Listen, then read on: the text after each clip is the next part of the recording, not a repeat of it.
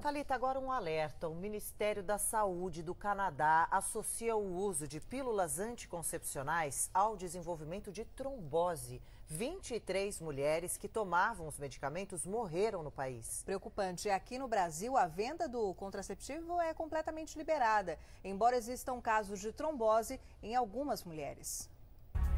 Aos 22 anos, Laura recebeu um diagnóstico incomum para a idade: trombose na perna esquerda.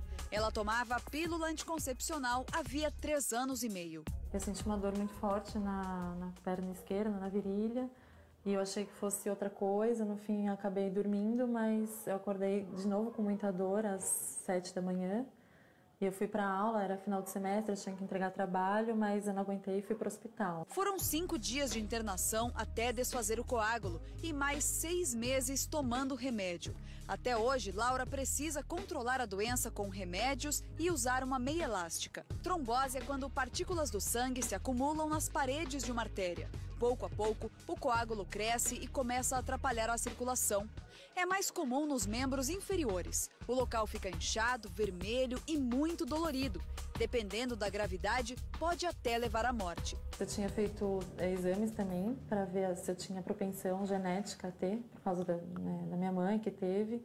E na época que eu fiz, tinha dado negativo. O laudo médico foi por conta do anticoncepcional. A trombose é mais comum em mulheres do que homens, principalmente entre as que fazem algum tratamento hormonal. O Ministério da Saúde do Canadá associou o uso das pílulas Yas e Yasmin às mortes de 23 mulheres que tomavam o medicamento. A maioria delas teve coágulos no sangue. Laura sabe que também correu risco de vida. Daí o médico falou, eu levei um susto, comecei a chorar bastante, porque acho que na hora a gente pensa um monte de coisa terrível, vai perder a perna, não sei, acho que é bem ruim, né? Depois da trombose, Laura foi proibida pelo médico de tomar pílula anticoncepcional. A verdade é que nenhum desses medicamentos é 100% seguro. E apesar do uso muito disseminado no Brasil, qualquer mulher pode ter complicações com esse método contraceptivo. Na bula de todas as pílulas vendidas no país, a formação de coágulos no sangue aparece como um dos principais riscos do medicamento. Os que têm maior dosagem de hormônio são mais perigosos e alguns fatores são agravantes. Mulheres com mais de 35 anos não devem usar contraceptivos hormonais. As fumantes, sedentárias, obesas ou que tenham histórico de trombose na família também devem escolher outro método. O anticoncepcional é o hormônio. O hormônio você tem que tomar com muita cautela. Existe um exame que você faz para ver se você tem risco de trombose. Normalmente você vai pedir isso na paciente que tem histórico familiar. As pílulas modernas combinam 2 hormônios sintéticos em baixa quantidade. São os derivados da progesterona que aumentam o risco de trombose, porque potencializam a ação dos agentes coagulantes do sangue. Em janeiro, as autoridades de saúde da França haviam associado o uso de outro anticoncepcional, o Diane 35, à maior ocorrência do problema. Minha amiga sempre tomou, a minha mãe sempre tomou e deu tudo certo. Não é bem assim. Então, a avaliação clínica tem que ser de paciente por paciente. E é o médico que vai dizer. Em nota, o laboratório alemão Bayer disse que não existem novas pesquisas ou indícios que alterem o perfil de segurança da marca. A empresa declarou fazer avaliações sobre o uso de todos os produtos e possuir aprovação da Anvisa. Laura acredita que a maioria das mulheres não tem conhecimento sobre os riscos que correm ao tomar hormônios. As pessoas acham que está muito distante, mas não, está muito próximo. O problema é usar sempre como se fosse um anticoncepcional comum. Fabiana, de 18 anos, chegou a tomar a pílula do dia seguinte 3 vezes no mesmo mês. Teve fortes cólicas, sangramento e está com anemia. Achava que era normal e que não tinha problema nenhum, até porque é muito fácil comprar em farmácia, não precisa de receita. Os médicos alertam, principalmente as mais jovens, para o uso indiscriminado da pílula. Precisa sim ter um controle rígido, porque as adolescentes estão tomando de qualquer forma, a qualquer momento, doses excessivas. É vendido de forma abusiva na farmácia. A dose hormonal ingerida é grande. O efeito no organismo é criar condições para que o próprio aparelho reprodutor impeça que o espermatozoide chegue ao óvulo ou que o óvulo já fecundado chegue ao útero. A pílula do dia seguinte, ela é um anticoncepcional em alta dosagem. É importante salientar que ela é um contraceptivo de emergência e não um método anticoncepcional. Justamente por conta da alta quantidade de hormônio, ela pode ter alguns efeitos colaterais, tanto gástricos quanto hormonais. Se a fecundação ainda não aconteceu, o medicamento vai dificultar o encontro do espermatozoide com o óvulo. Agora, se a fecundação já tiver ocorrido, irá provocar uma descamação no útero, impedindo a implantação do óvulo fecundado. A pílula tem uma quantidade de hormônio muito acima dos anticoncepcionais comuns, o que por si só já impede a ovulação. Mas se a mulher ovular antes de tomar a pílula, ela altera a mucosa do útero e dificulta a entrada do espermatozoide.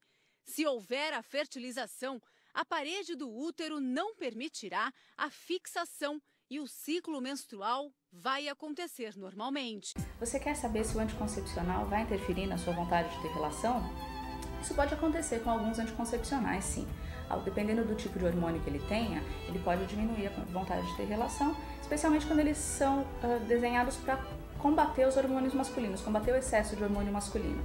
A mulher tem um pouco de hormônio masculino que é justamente para ter essa vontade de ter relação, mas quando fica em excesso, começa a ter acne, começa a cair o cabelo, a pele fica muito oleosa. Então, algumas vezes a gente precisa desse anticoncepcional que diminua o hormônio masculino, e aí pode diminuir a vontade de ter relação também. É que uma pesquisa realizada com 40 mulheres por alunos de uma universidade de Campinas, em São Paulo, mostrou que, independente da idade, as mulheres que tomam anticoncepcional têm mais riscos de terem doenças do coração.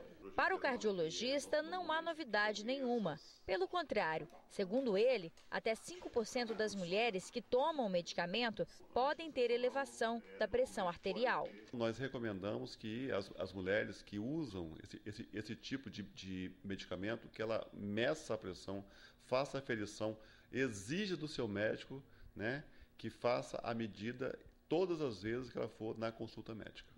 O médico explica que quanto menor a quantidade de hormônios ingerida, menos riscos haverá para a paciente. E como os anticoncepcionais representam uma vitória para as mulheres, a dica é ficar de olho nos sintomas que podem aparecer. Principalmente aquelas mulheres que muitas vezes têm tendência na família genética para hipertensão, estão acima do peso, as fumantes que nunca deveriam usar o anticoncepcional, porque cigarro e anticoncepcional, o risco de trombose aumenta quase 10 vezes. Né? E aquelas pessoas que têm alguma contraindicação.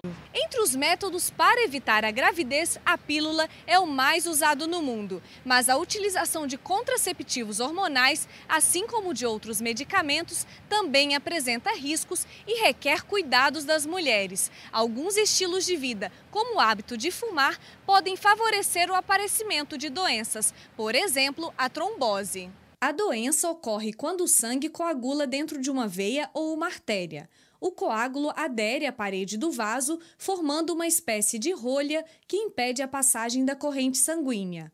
O quadro pode se complicar caso o coágulo se desprenda e obstrua veias do pulmão, o que pode levar o paciente à morte. Esta médica pesquisou 400 mulheres com trombose, com idades entre 20 e 40 anos, atendidas no ambulatório do Hospital de Transplantes do estado de São Paulo. Quase metade delas foram fumantes e usaram pílulas em algum momento da vida, além de apresentarem outros fatores de risco. E 45% fumavam e usavam anticoncepcionais hormonais no momento da pesquisa. Apenas 6% não faziam uso de pílulas nem de cigarro. Uma pílula anticoncepcional proibida na França por ter causado a morte de 4 mulheres continua sendo vendida no Brasil. A Agência Nacional de Vigilância Sanitária analisa se o medicamento pode provocar trombose. Veja na reportagem de Lara Mota. O remédio era para acne, mas passou a ser receitado como contraceptivo. O Diane 35 tem vários similares no mercado, todos com o mesmo princípio ativo. 1,5 milhão de mulheres usam o medicamento no Brasil. É o caso de Thaís, que tomava a pílula para controlar a acne. A pele melhorou, mas no fim do ano passado, Thaís teve uma trombose. Eu senti uma cãibra muito forte. No outro dia eu acordei com uma dor muscular, que eu achei que fosse normal, que durante o dia fosse passar. Eu fui ao médico sozinha. E achei que eu fosse tomar um relaxante muscular e acabei ficando internada. Não se sabe se o caso de Thaís está relacionado ao uso do Diane, mas por precaução ela parou de tomar o remédio. A trombose é um dos efeitos colaterais dos anticoncepcionais. Ela ocorre com a formação de um coágulo sanguíneo dentro de veias profundas, entupindo essas veias. O mais comum é na perna. Os principais sintomas são inchaço repentino, dor, sensação de peso e coloração azulada. Esse mesmo coágulo pode circular e chegar a outros órgãos, causando, por exemplo, a embolia pulmonar. A própria genética do paciente, mais o fumo, mais a bebida, mais o estilo de vida, então obesidade, sedentarismo, mais uma cirurgia. Então você, somando todos esses fatores, você vai aumentando a probabilidade e o risco dessa pessoa desenvolver uma trombose venosa. Quem toma hormônio, o hormônio é algo muito importante e muito delicado no organismo. É doses diminutas e fazem a interligação de todas as células do organismo. Então, existe a neuroendocrinologia, através do sistema nervoso e dos hormônios.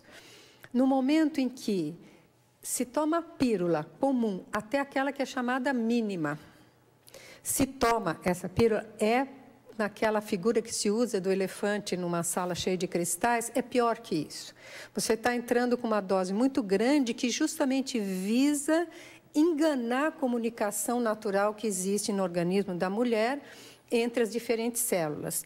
Então, a pílula anticoncepcional comum, mesmo aquela que tem a dosagem mínima, ela desorganiza diferentes órgãos. E o principal risco é o risco de tromboembolismos, que é a principal causa de morte da mulher. Doutora, por gentileza, o que é tromboembolismo? Obrigada.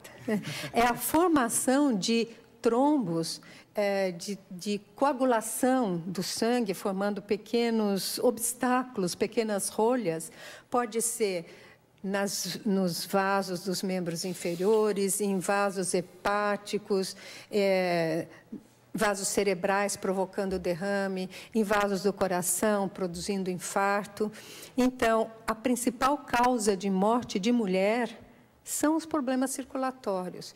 E não estou dizendo que todos são devidos ao anticoncepcional, mas o anticoncepcional tem como principal risco o aumento desses problemas. Fora isso, existe alteração de pressão, existe risco de diabetes, existe risco de tumores hepáticos, enfim, existem muitos riscos. Tentem ler a bula e, se vocês não souberem a resposta e não tiver o Ricardo para questionar, vocês olhem no dicionário, que dá para saber os riscos que se toma. Veja, tem sido agora apresentados os problemas das pílulas anticoncepcionais, onde entra também a pílula dia seguinte. Isso é muito sério, inclusive, diferentes pesquisas mostram que mesmo as pílulas chamadas de dosagem mínima também produzem os mesmos problemas. Não, no próximo? Pode, querida, dá tempo ainda. Existe, por exemplo, algumas pílulas que são consideradas, se faz propaganda dizendo que melhora a pele, que diminui o peso, não sei o quê, como Yasmin ou Yazix, que provocam mais risco ainda de embolias, que são esses coágulos que podem levar à morte. Isso que é importante entender.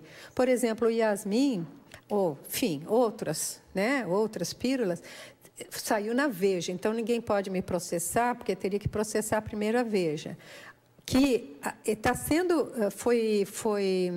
o laboratório foi acionado por mortes de adolescentes. Uma adolescente, 6 meses depois, estava tomando a pílula, estava morta, por exemplo, por êmbolos, por coagulação do sangue. Então, é uma coisa muito séria o uso do anticoncepcional, não tendo efeitos não só quando toma, mas a longo prazo também. O seguinte é abortiva. A quantidade de substância que a mulher tem que tomar é muito grande. E ela é muito corajosa se está tomando a pílula do dia seguinte, porque as mulheres não têm informação de pesquisas que poderiam ou deveriam estar sendo feitas para saber qual a repercussão dessa quantidade enorme de substância hormonal que ela coloca para dentro do organismo e que não tem conhecimento ainda dos malefícios que isto pode causar. Então, nós somos contra a utilização da pílula do dia seguinte. Por quê? Muito simplesmente porque a pílula do dia seguinte impede a clivagem, quer dizer, impede a divisão da célula ovo, não impede a fecundação. E por que não impede a fecundação? Porque a fecundação ela se dá, né, desde minutos até algumas horas após o relacionamento sexual. E além do que, é muito difícil você determinar em que ponto da menstruação ou do ciclo menstrual a mulher está. Veja, quando a mulher está no período fértil e tem a ovulação naquele tempo da relação, naquele horário possível, ela fica grávida mais ou menos 30 minutos depois do ato sexual. Esse é o primeiro ponto. Como é que a pílula do dia seguinte age?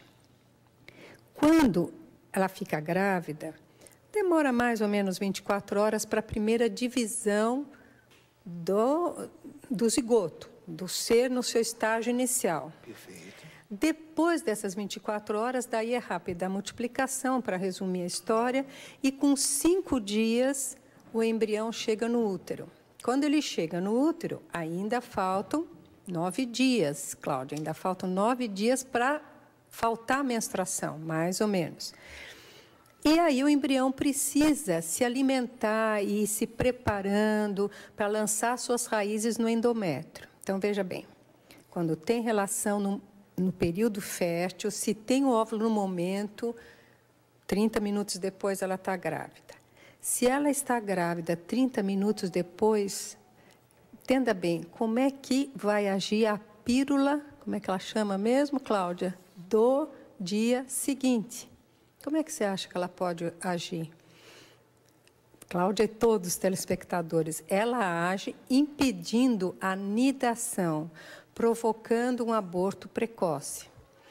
Veja, vocês podem ouvir médicos, ou até cientistas, falando que a pílula do dia seguinte não é abortiva. Quem fala isso não considera o início da vida desde o seu início. Coloca algum outro momento que considera o início da vida. Quem fala que não é, ou está mentindo ou não considera o início da vida. E isso de não considerar é ignorar um fato científico. Então, veja se deu para entender, veja se ela vai responder que deu para entender, ela e todas as outras pessoas. Na bula da pílula do dia seguinte, vocês vão encontrar assim, ela age provocando um espessamento do muco do colo do útero, impedindo o espermatozoide de penetrar no útero. Veja, isso é bobeira, isso é uma bobeira, porque se a pessoa, terminando o ato sexual, nem bem terminou, já os espermatozoides estão penetrando dentro do útero, se toma uma pílula no dia seguinte, ou se toma até na hora, não no dia seguinte, ele demora pelo menos, o medicamento demora pelo menos umas 6 horas para começar a agir. Então, não tem significado o espessamento do muco, ele não forma uma barreira para impedir o espermatozoide subir. Outra coisa que a gente encontra na bula das pílulas do dia seguinte é que a pílula do dia seguinte inverte o movimento das trompas. Tem as trompas, tem o útero, inverte o movimento. Esse fato pode acontecer e é muito grave, porque facilita a incidência de gravidez fora do útero. Porque se já aconteceu a fecundação, o movimento natural das trompas ajudaria o embriãozinho a chegar no útero. Se tem um movimento contrário que atrapalha, favorece que a gravidez se desenvolva na trompa. Existem já processos, sobretudo na Europa, no Brasil a gente não aprendeu, de pessoas que tiveram gravidez fora do útero e que realmente é uma situação que pode provocar a morte da mulher. Então, a segunda ação, que seria invertendo o movimento, a motilidade normal das trompas, é até prejudicial, né? A terceira forma, que é a forma que se busca quando toma a pílula no dia seguinte, no período fértil, é impedir a anidação. Impedir a anidação quer dizer provocar um aborto precoce, um aborto logo inicial. Então, ela é abortiva por isso.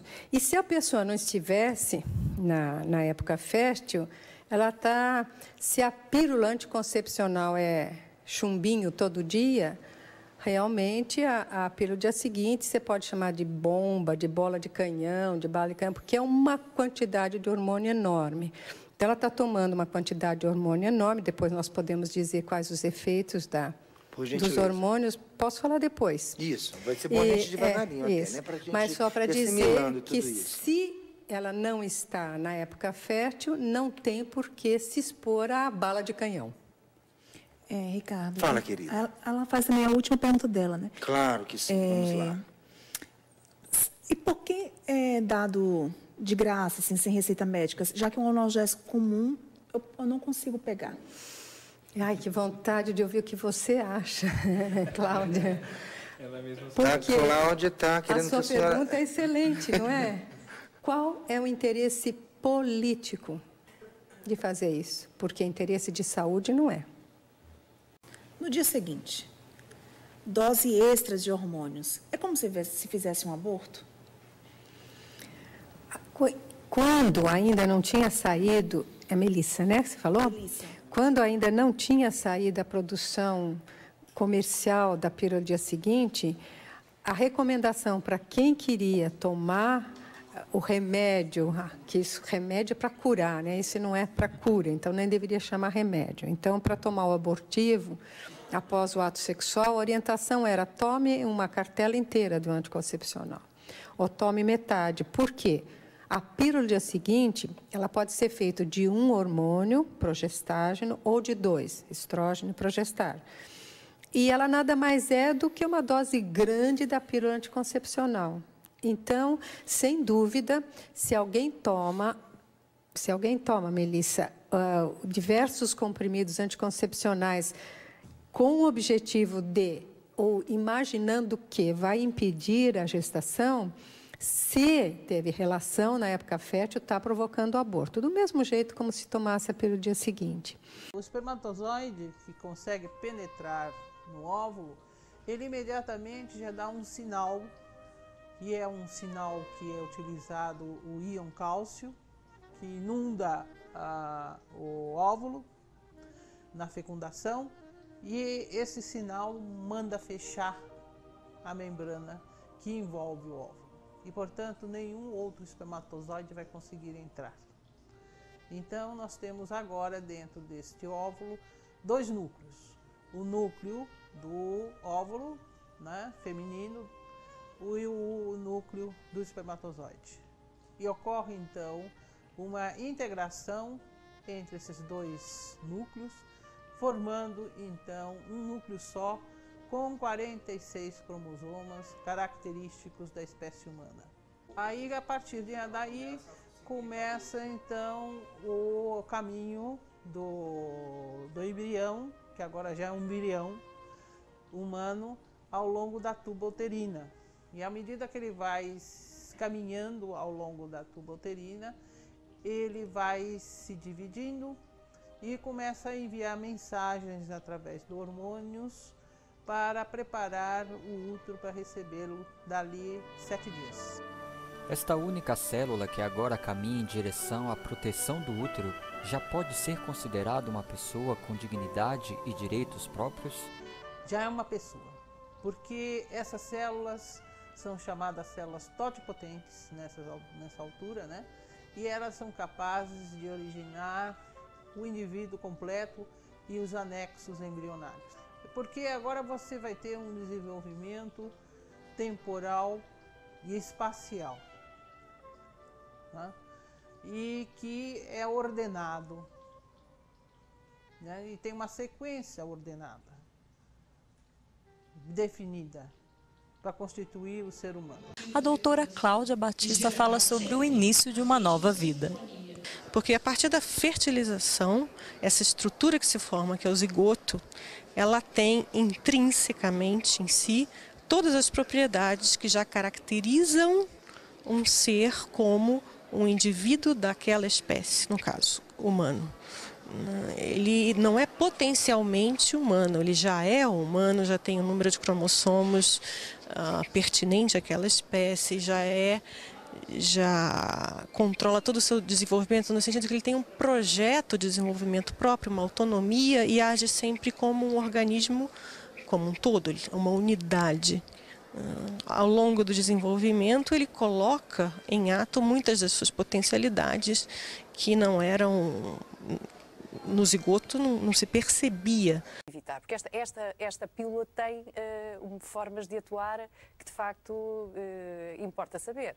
É uma pílula que evita a contracepção conforme esteja a mulher no seu ciclo menstrual, ou pode evitar, portanto, evita a contracepção através da fecundação ou evitando a inidação de um óvulo já fecundado. Ora, estas são questões que de facto importa passar também a mensagem ao público. Bom, eu acho que o resumo é o seguinte: a gente não tem dúvidas, nem pela biologia, nem pela genética e nem pela obstetrícia, que a vida começa na fecundação. E nós, como médicos, somos comprometidos com a preservação e o cuidado à vida. Portanto, nós não podemos, por princípio profissional, sermos a favor de aborto em nenhuma condição, nem da utilização de embriões em nenhuma condição. Qualquer tipo de perversão que nós fizermos deste pensamento básico implica em uma desestruturação de todas as bases da medicina moderna. Eu acho que nós precisamos ter um olhar panorâmico, e nesse olhar panorâmico nós não vamos ficar com dúvidas de que a nossa missão como médicos é cuidar e não exterminar.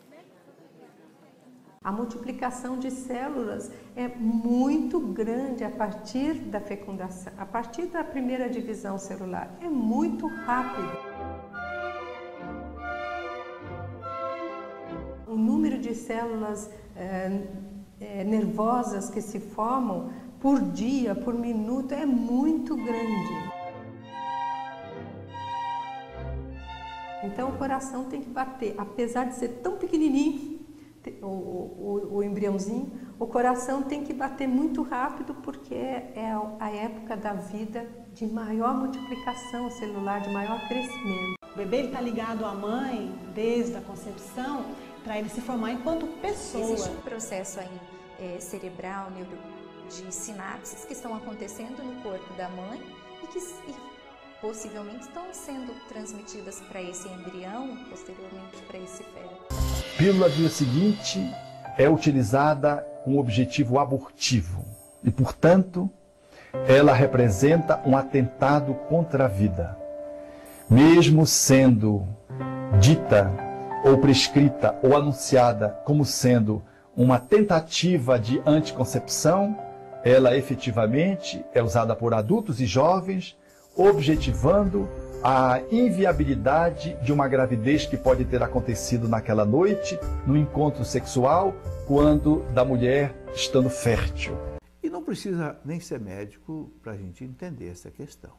Uma pílula do dia seguinte, que a moça toma depois de ter tido uma relação sexual para não ficar grávida, na verdade ela já ficou grávida. O que a pílula do dia seguinte vai fazer é impedir que o óvulo dela fecundado faça a chamada nidação, ou seja, cole na parede do útero e possa então se desenvolver. Porque uma pílula do dia seguinte, ela equivale a 15 vezes a carga hormonal de uma pílula anticoncepcional comum. Isso quer dizer que quando a moça toma uma pílula do dia seguinte, é como se ela tomasse de uma vez só 15 pílulas anticoncepcionais. Ora, não precisa ser médico, não precisa ser cientista, né?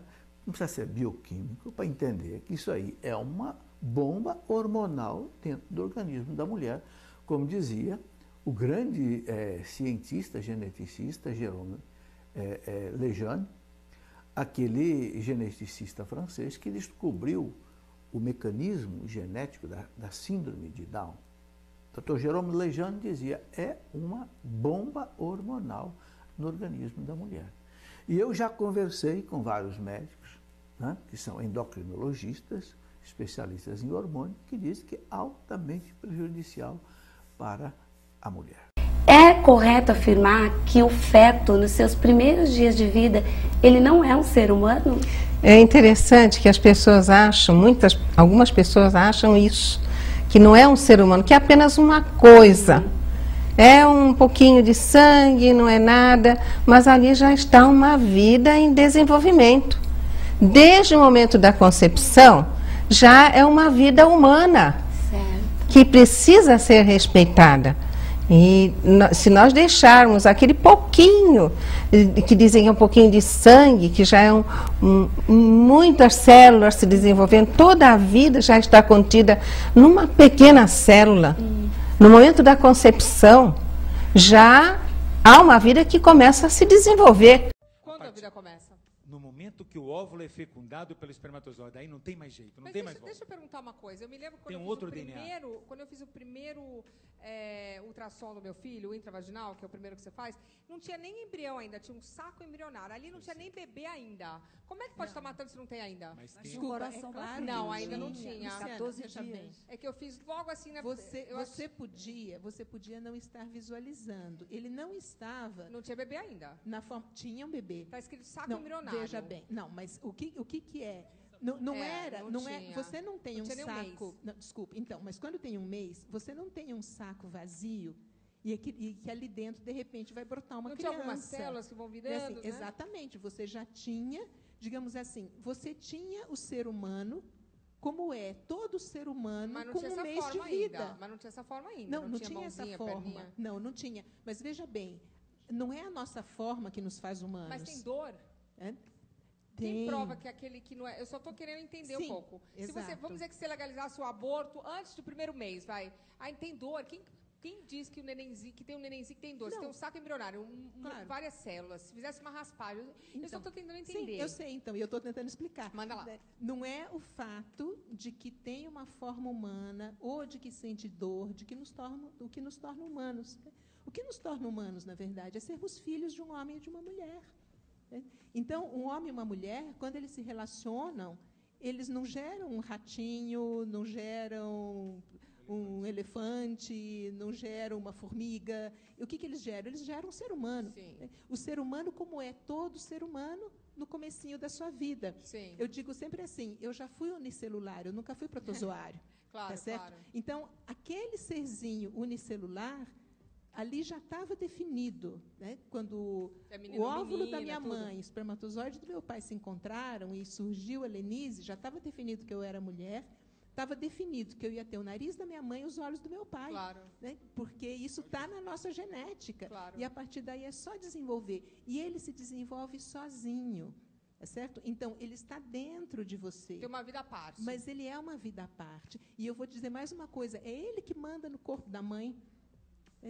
É ele que manda sinais químicos para a mãe para dizer, tudo olha, funciona tão bem. Esse mês as coisas vão ser diferentes porque eu cheguei, certo? Eu cheguei, né? E aí ele começa a mandar com seus hormônios no corpo da mãe para que a mãe desenvolva tudo o que precisa para acolhê-lo, né? Então, não dá para você dizer que é só o seu corpo, entendeu? Tem mais um corpo dentro do seu e que tenha um pai. A polêmica está em outro artigo, segundo o qual o Sistema Único de Saúde, o SUS, deve fazer a prevenção da gravidez com a pílula do dia seguinte. O medicamento, segundo Lenise Garcia, é potencialmente abortivo. Ela diz que, da forma como a lei está posta, os médicos não podem se recusar a ofertar a pílula, nem mesmo os profissionais que são contra o procedimento. Quando o embrião já está formado, no momento em que a pílula é tomada, ou seja, quando já aconteceu a fecundação, então ela vai impedir a implantação desse embrião recém-formado no útero e, portanto, provocar um aborto, né? E por causa disso, muitas pessoas têm restrições ao uso da pílula do dia seguinte, restrições de consciência. O desembargador Roberval Bellinati acredita que há falhas na lei que devem ser corrigidas. Ela não esclarece o procedimento que deve ser adotado pelos hospitais para comprovar que a vítima sofreu violência sexual. Será que no período de 72 horas a mulher já não estaria grávida? O indivíduo já está constituído na sua totalidade, a partir da concepção, na primeira célula do zigoto. A vida humana é protegida no Brasil sem restrições pela nossa Constituição. Mas quando será que ela de fato começa? O núcleo do espermatozoide entra dentro do então óvulo, e aí já começam as primeiras trocas genéticas. Ali a vida se manifestou na matéria, nesse momento pré-fecundatório. A vida começa na concepção. Esse é um princípio cristão inarredável, inafastável. A vida começa na concepção. Hoje nós temos ONGs, movimentos articulados, que, embora fracassando ano após ano em obter adeptos, constituem um movimento aparentemente forte, mas sem sustentação social alguma, para promover a possibilidade legal do aborto indiscriminado no Brasil. Mais de 90% da população, como se sabe pelas pesquisas mais recentes e confiáveis, é totalmente contra qualquer espécie de permissão para aborto. E, no entanto, essas pessoas estão representadas e encasteladas na estrutura do próprio governo federal, na estrutura de saúde do próprio governo federal e dos estados, que mantêm dispositivos abortivos disponibilizados para as meninas, dizendo a elas: façam o que quiserem nesta noite. Amanhã cedo compareçam a um posto de saúde e obtenham lá uma pílula do dia seguinte, que não passa de uma pílula abortiva e, portanto, de um medicamento que deveria ser criminalizado. E, no entanto, é distribuído pelo próprio poder público. E, no entanto, hoje é o dia do nascituro. Hoje é o dia do nenezinho no ventre materno. O nenezinho que existe exatamente desde o momento da concepção, porque é no momento da concepção que se instala nele a centelha divina que o coloca como um ser humano. O ventre materno deveria ser o ambiente mais protegido para esse serzinho, que é o mais indefeso de todos os seres humanos. Essa gente que se articula para políticas de aborto é gente que, como aqueles do maligno navio do aborto, o Aurora, que deveria se denominar Trevas e hoje barrado nos portos da Holanda, se propõe a fazer, passear o mundo, andar pelo mundo, chacinando inocentes no ventre materno.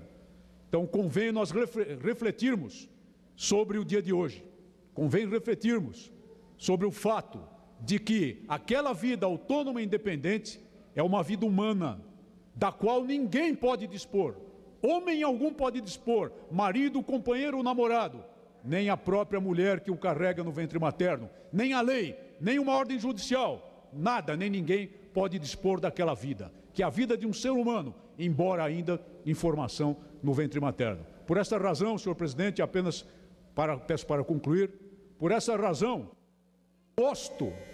nem gosto da expressão nascituro, porque ela estabelece uma certa diferenciação em relação àquele ser humano que deveria ser assim qualificado, como um bebê, como um nenê no ventre materno. E abomino a expressão feto, que também transmite a ideia de que aquilo seja uma coisa, um aglomerado de células que pode ser extirpado por um mero ato de vontade de um médico, da própria mãe ou da influência de um namorado, de um marido, do homem com quem ela se relaciona. É um nenê, não é um feto, é um ser humano protegido no ventre materno e deveria ter toda a proteção da lei. Portanto, eu tenho a convicção de que esta Casa de Leis deveria combater qualquer iniciativa no sentido de violar a imunidade sagrada desses serizinhos no ventre materno. Vamos acabar com a ameaça do aborto. Vamos preservar a vida desde a concepção no ventre materno. Muito obrigado por sua atenção. Como faz com as outras pessoas que vivem sob as leis, a legislação, que estão sendo possuídas por todos esses dogmas cristãos? Não tem nada a ver com religião isso. Deixa eu explicar um pouquinho, Luciana. Nos Estados Unidos, voltando ao Blood Money, Lá se ganha muito dinheiro com isso. Lá, se você abortar uma criança com 5, 6 meses, que lá pode, pode, mas parece que não vende, pode. Comercializa, pode, totalmente legal. O quê? E comercializa para fazer cosmética, é uma indústria lucrativa. E se tirar a cabeça, que você está vendo aqui, ó, e se tirar lá a cabeça, vai para a internet. Que é isso? Lucrativa a indústria. Porque se tirar a cabeça inteira, que normalmente ela é moída, ela é destruída para fazer o aborto. Mas se tirar inteira, eles vendem por um preço 3 vezes mais caro. É uma indústria lucrativa. Para fazer cosméticos. Isso se faz com animais também. Peraí, calma. Quando eu quero você falar fala que isso de não uma é religião, vida, só. Você não pode criticar. Ou tudo é uma vida. Peraí, vende o feto? É isso. Isso é vendido abertamente, que é legalizado. Por isso que o Brasil nunca pode legalizar o aborto. E aí, a propaganda abortista sempre defendeu 2 grandes mentiras. Que não tem vida, ou seja, que o feto é uma coisa, pode jogar fora. Isso é uma mentira, a ciência derruba. E a outra grande mentira, que não causa danos à saúde da mulher. Aí que eu discordo um pouco de Sara. Seja mulher pobre ou rica, seja uma clínica de luxo, como nos Estados Unidos, com anestesista, com tudo, seja na sarjeta, a dor sempre será a mesma, porque o instinto materno é muito forte e não tem nada a ver com religião. Ele é violentado. E aí onde que entra o papel do Estado? E o Estatuto do Nascituro, quando for aprovado, vai obrigar que o Estado não se omita mais nisso. Ele tem que apoiar a mulher, tem que oferecer à mulher condições. Mas isso é uma violência ao corpo da mulher. A mulher ela tem que ter o direito de escolha. Claro, nós temos acordo nisso. Aborto não é uma questão religiosa, é uma questão científica, especificamente biológica. A biologia comprova, com farta documentação, que a vida começa na concepção. E ela é contínua, quer intra ou extrauterina, até a morte. Quem determina isso é a ciência, não é a religião nem a teologia. A biologia. A vida começa na concepção e ela é contínua, quer intra ou extrauterina, até a morte. E aí você diz, pastor, mas por que essa discussão que se acerta para poder definir se a vida começa na concepção ou não? Porque a vida começa na concepção significa que aborto é matar uma vida. A biologia, a genética, a embriologia, ela fundamenta a humanidade da criança desde o ventre. Você sabe qual é a diferença entre o óvulo fecundado e você? O tempo e a nutrição.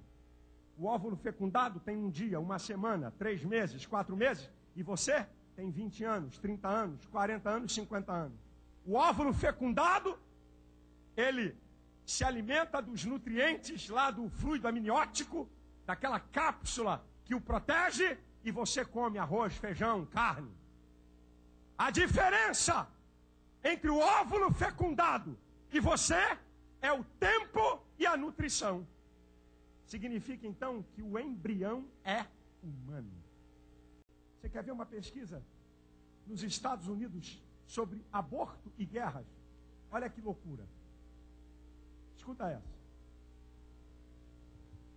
Entre aborto e guerra. Guerra da Independência. 25 mil americanos morreram. Guerra Civil. 600 mil americanos morreram.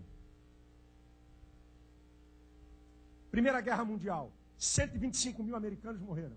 Segunda Guerra Mundial. 600 mil americanos morreram. Guerra da Coreia. 55 mil americanos morreram. Guerra do Vietnã. 56 mil americanos morreram. Previsão de aborto nos Estados Unidos até o ano 2000, dos anos 70 aos anos 2000. 50 milhões de abortos. A estimativa de abortos no planeta Terra até o ano 2000 ultrapassa a casa de 1 bilhão. 1 bilhão de seres humanos foram... Porque há uma omissão dos governos em todos os níveis. Governos municipais, estaduais. Você já viu, Luciana, você que era da televisão, alguma televisão do Brasil fazia em algum desses 30 anos últimos alguma campanha educativa para mulheres pobres que não têm acesso à escola, que não têm médico, que não têm...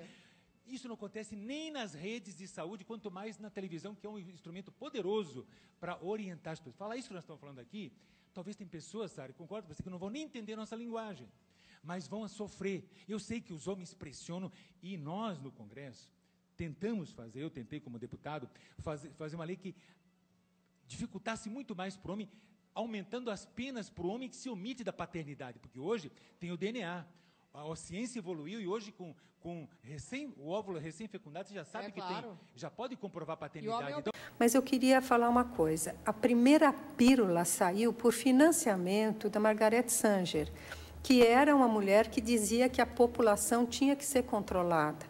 Então, existiu uma intenção de controle populacional no financiamento da pesquisa para sair a primeira pílula anticoncepcional.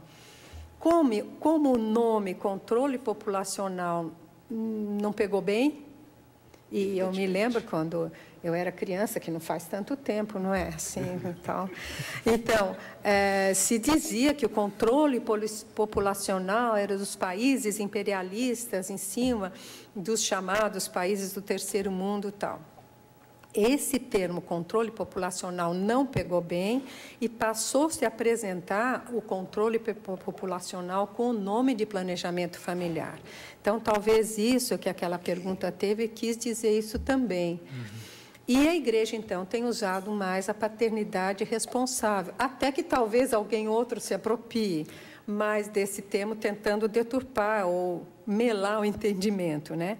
Mas tem um sentido profundo, paternidade, fecundidade responsável. Fundamentando isso que você está falando, hoje eu peguei no site da Organização Mundial da Saúde exatamente isso. Dentro do programa de planejamento familiar da Organização Mundial da Saúde, apresenta-se esse dado, que esse programa foi responsável pela diminuição de 1/3 da fecundidade mundial de 1972 até 94. Poxa. Quer dizer, mostrando o objetivo como dado positivo. É só esse, é controle. Mostrando como dado positivo. Exatamente, como dado positivo. O objetivo é Veja esse. que Alzaide, por exemplo, usou um volume de dinheiro que o diretor da Alzaide, na época, disse que só foi menor do que o dinheiro empregado pelo Plano Marshall para a reconstrução da Europa. E para quê? Para um programa de controle populacional no mundo todo e, inclusive, multiplicação na época se tinha DIU, multiplicação de fábricas de DIU, sobretudo pela Ásia e África. Então, lembrar que essa coisa que parece que é natural e que faz tanto parte agora de uma necessidade dos casais, também vem como resultado de um financiamento muito intenso também com o objetivo do controle populacional.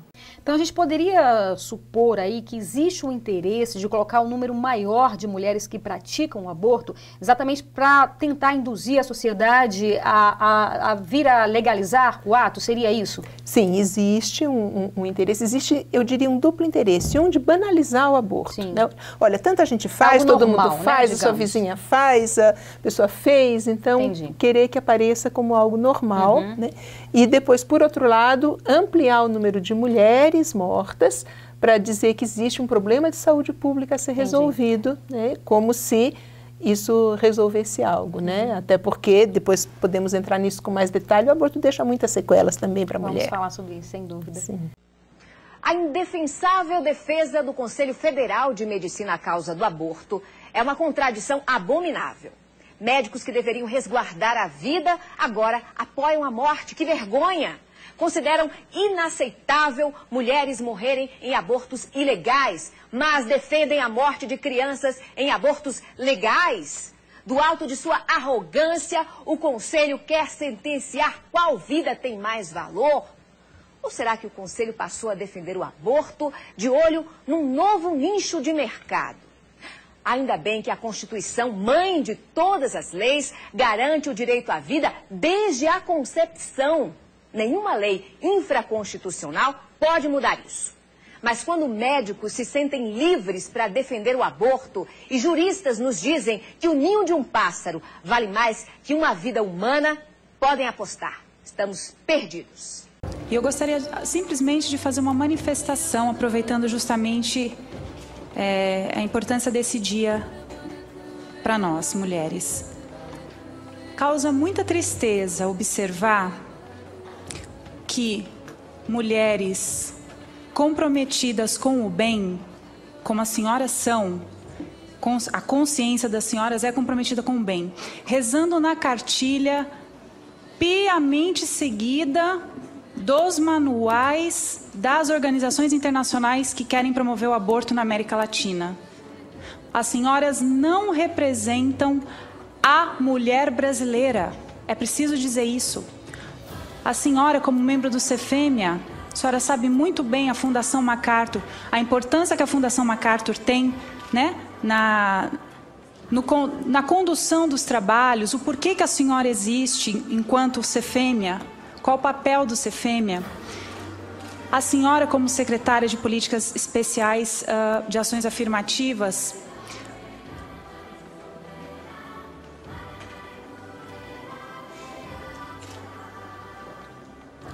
a senhora sabe, nos Estados Unidos o aborto é legalizado até os 9 meses desde 1973. E a maior quantidade de clínicas de aborto se concentram em bairros pobres e negros. Infelizmente, é uma estrutura perversa, uma engrenagem que se forma simplesmente para se legalizar o aborto num país. Infelizmente, secretária, não se tem amor por mulher nenhuma. Não se quer defender. A senhora, talvez, tenha verdadeiramente essa vontade, mas a senhora está numa engrenagem perversa, porque o dia que a senhora fizer esse trabalho, o trabalho sujo está feito. E quem vai morrer, secretária? 50% das crianças abortadas são mulheres. Vão morrer as mulheres, e especialmente crianças negras. Então, eu gostaria simplesmente de pedir às senhoras que refletissem se todo um trabalho de uma vida sério, porque eu acredito de verdade que a consciência seja verdadeira, mas eu gostaria de chamar, se todo um trabalho de uma vida vale para depois deixar a casa suja, para outras pessoas terem que limpar. Nos Estados Unidos, que o aborto é legalizado há quase 30 anos, o número de abortos, isso é estatístico, só vem aumentando. É uma prática que se torna corriqueira. Eu engravido, eu aborto, só que isso deixa sequelas fisiológicas, para começo de conversa. As psicológicas a gente nem precisa comentar agora. Gostaria só de deixar essa manifestação e pediria às senhoras que representassem as mulheres do Brasil, não representassem interesses estrangeiros contrários à população brasileira, que se fizesse com honestidade esse trabalho de defesa da mulher. Nós estamos aqui representando as mulheres, né? Nós não estamos aqui financiadas, nós não fazemos parte de movimentos feministas financiados por fundações MacArthur, Rockefeller, Ford, etc. Nós deixamos nossos filhos, trabalho, emprego para vir aqui por conta própria, arcando do nosso próprio bolso para defender a vida. E a gente olha todo um espetáculo bonito na palavra, porque quem conhece a estratégia abortista das fundações internacionais sabe que tudo que as senhoras estão fazendo é simplesmente promover o que eles dizem. O movimento feminista, infelizmente, está sendo instrumentalizado pelas grandes fundações. A senhora, a doutora Lia, sabe muito bem. A doutora Cláudia sabe muito bem. Talvez todas saibam, né? O financiamento pesado que essas fundações têm. Desculpa, a minha manifestação seria essa, pedir consciência das senhoras para representar a mulher brasileira. Obrigada. Veja bem, eu como cientista, queria colocar aqui que o materialismo não teve prova científica. Não há um trabalho científico sequer produzido no mundo, em qualquer laboratório, que tenha provado que o materialismo seja a realidade existencial. Então, quando se fala de cientista, não se deve falar necessariamente de materialista. A ciência não é materialista. A ciência investiga a verdade e está aberta para as hipóteses espiritualistas. Se já se passaram 400 anos depois de René Descartes e o materialismo não foi comprovado, acho que é burrice manter a mesma tonalidade. Nós precisamos aventar a hipótese do contínuo da vida.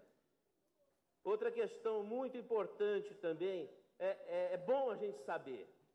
Por exemplo, se fala que a mulher ovula todo mês, e não é verdade, a mulher não ovula, ela oocita de segunda ordem. Ora, o que é isso? É um óvulo imaturo ainda. O óvulo só vai se tornar óvulo quando o espermatozoide tocar a membrana do oócito. Você vai aprender isso na escola, vai cair no vestibular. Então, veja bem, quando a mulher oocita e o espermatozoide toca a membrana do oócito, o oócito amadurece para óvulo. E antes mesmo da fusão dos núcleos, os genes do embrião já começam a funcionar. O DNA de uma nova personalidade, o DNA de uma nova pessoa que vai receber um SIC e um RG diferente. É um novo cidadão, é um novo brasileiro. As suas marcas estão ali naquela célula, no período pré-fecundatório. Muito bem, quando na jurisprudência você tem uma gota de sangue que tem ali um DNA e que você diz que aquele DNA é daquela pessoa, aquilo é prova de que aquela pessoa esteve ali, porque aquela gota de sangue que tem aquele DNA diz uma pessoa que pensa, uma pessoa que é um cidadão, esteve ali. Então também, por lógica dedutiva, se há um DNA com uma identidade que não é do pai, não é da mãe, mas é uma terceira identidade, porque é uma conjunção genética, gerando um terceiro fator. Então, há uma pessoa ali. Outra questão de fundamental importância. O nosso organismo é estruturado por uma força desconhecida. Não é possível o organismo funcionar sem uma força que o movimente por uma questão física. A segunda lei da termodinâmica não permite. Há necessidade de que uma força empurre a formação do embrião. Isso é ciência. As nossas escolas, as nossas universidades têm que parar de fazer lavagem cerebral nas faculdades de medicina, de colocar a ciência como sendo materialista. Isso é uma mentira ou uma burrice, ou quiçá uma perturbação espiritual.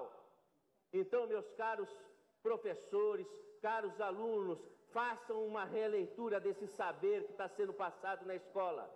O espiritualismo é conceito vigente da ciência e precisa ser colocado em pauta.